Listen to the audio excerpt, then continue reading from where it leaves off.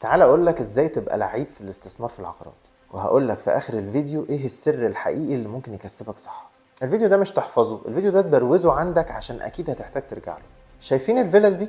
في يناير 2021 كان في عميل صديق ليا عايز يستثمر في حاجه سكنيه تجيب له عائد كويس، وكان بيدور على حاجه سكني بالذات عشان احتمال يسكن فيها بعد كده. اشترينا فيلا في الكومباوند ده، وكان سعرها ساعتها 6 مليون جنيه كاش، وكانت على المحاره. وقلت له ساعتها احنا هنشطبها وهنفرشها وهنأجرها.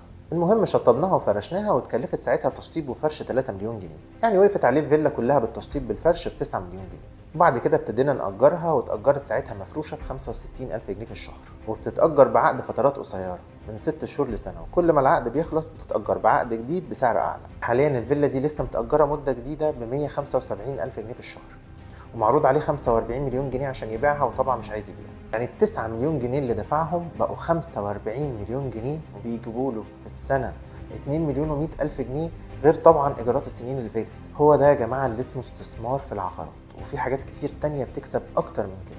بس طبعا مش كل العقارات، عشان بلاقي ناس كتير قوي فاهمة إن كل العقارات زي بعض وبتكسب زي بعض. أكيد لأ، في عقارات تانية في الفترة دي كان مكسبها نص المكسب ده. طب إيه السر بقى؟ السر في الإيجار. اشتري في مكان عليه طلب كبير على الإيجار، أو هيبقى عليه طلب كبير على الإيجار. طول ما الطلب على الإيجار عالي، طول ما قيمة الإيجار هتبقى عالية، ولو حبيت تبيع سعر البيع هيبقى في السما.